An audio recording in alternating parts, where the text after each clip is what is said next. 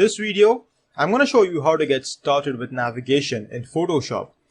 Now, when it comes to navigation, there are tons and tons of things to talk about, but in this video, I'm going to be focusing on the main fundamentals. So with that being said, let's take a look at a few very important keyboard shortcuts that you need to know.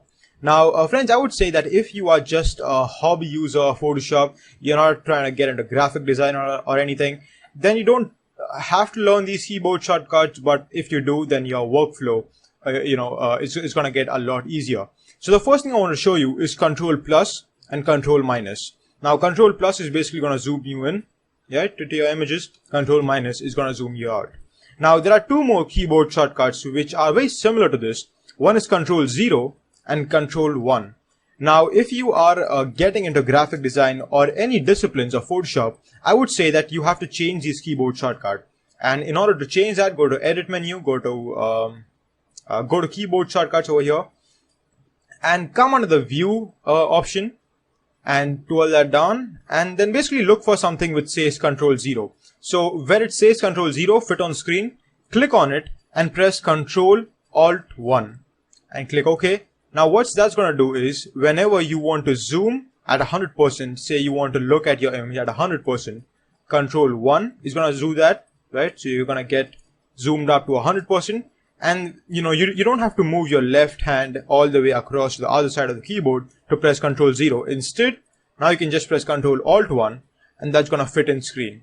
So this keyboard shortcut really has helped me a lot, doing my work in Photoshop. Next thing I would like to show you is the use of Navigator. Now, there is a dedicated panel meant for navigation, but we mostly use it, like at least I mostly use it for seeing thumbnail of what I'm creating. For example, just go to your Windows menu and just click on Navigator. That's going to pop that up, and you can see it gives you like a small mini view of what's happening. This is good when you are zoomed into your image. You can see, say for example, I'm curious to know what this thing is, right? I can zoom in, and now just if I'm wondering where exactly am I there in my image, I can look over here. So this is kind of good. Like if I was to change the zoom in percent over here, it's going to update in my real window too.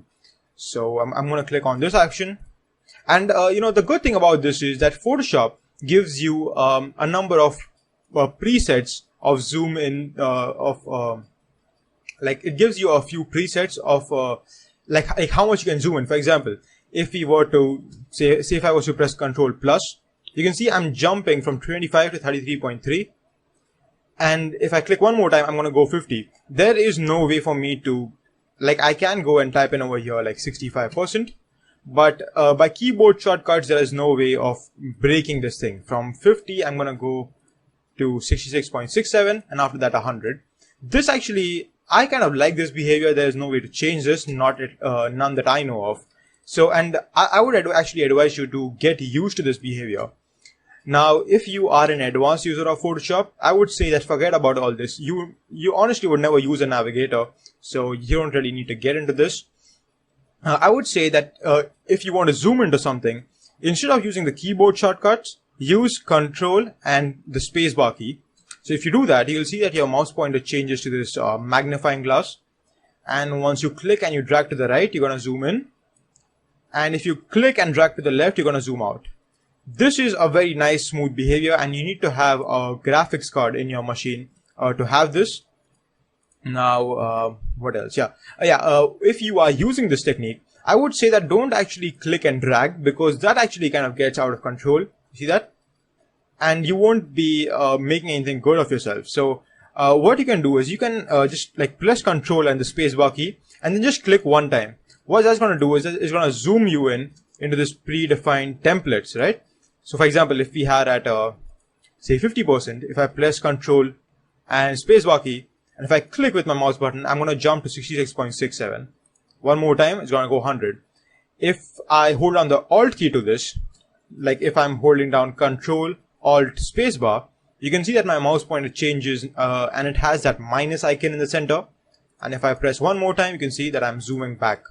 So this is kind of, I think, a little new to anyone who hasn't worked with keyboard shortcuts before.